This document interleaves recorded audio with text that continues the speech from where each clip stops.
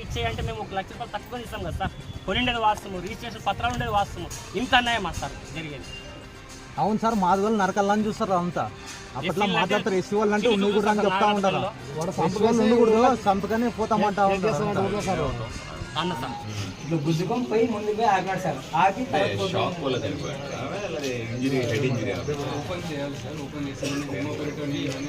Sir, నేను live లో ఉన్నాను. షాక్ ఏం లేదు సార్. ముందర బంప పెద్దగా స్పీడ్ వచ్చింది సార్. ట్రాక్టర్ అడిగి నిలబెట్టి వాళ్ళ ట్రాక్టర్ పొలంలో లేదు సార్. ప్లాన్ వేసుకొని స్పీడ్ ఇంటికాడ నుంచి ట్రాక్టర్ వచ్చి అక్కడ ఎక్కడ బ్రేక్ వేయలేదు. గుద్దిన తర్వాత ఆగినాడు, కుడి చేతులు పెట్టి కొట్టినాడు, ట్రాక్టర్ వేసుకొని వెళ్ళిపోయినాడు సార్. నన్ను కొట్టేకొచ్చినాడు సార్. నేను మా అమ్మ దగ్గర ఉండింటే కొట్టేకొచ్చినాడు, నేను ఇంటికి పోయినాను సార్. ఎవరికి ఇబ్బంది కలగకుండా, ఎవరికి అన్యాయం జరగకుండా కాపాడుకుంటా ఉన్నాను. పార్టీలకు అతీతంగా అందరినీ శాంతియుతంగా ఏదన్నా ఉంటే సమస్యలు పరిష్కరించుకుందామని చెప్తా ఉన్నాను. ఆదోని అన్నింటికంటే సురక్షితమైన ప్లేసు అని చెప్తా ఉన్నాను. ఈ రోజు వార్త చూసిన ప్రజలకు కూడా, ఆంధ్రప్రదేశ్ ప్రజలకు చెప్తా ఉన్నాను, మీరు చూస్తున్నది ఏదో చిన్న ఇన్సిడెంట్ మాత్రమే. తప్పనిసరిగా ఆదోని శాంతియుతమైన ప్రదేశము, ఆదోని మంచి ఊరు.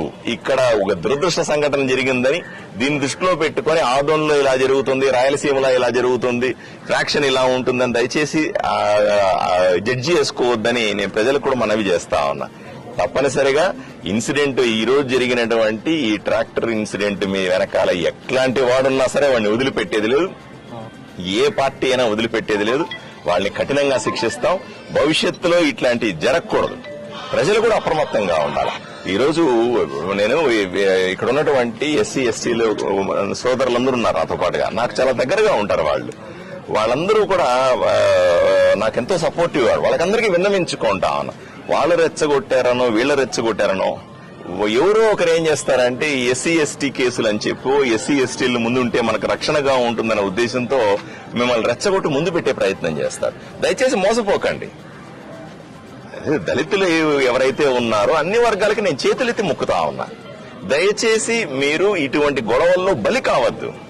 వాళ్ళు బాగానే ఉంటారు, వాళ్ళు మిమ్మల్ని రెచ్చగొట్టి ముందు పెడతారు. ఏదో రకంగా మిమ్మల్ని ఉపయోగించుకుని రాజకీయంగా ముందుకెళ్లాలని ప్రయత్నం చేస్తారు. ఇప్పుడు చివరికి చనిపోయింది ఎవరు?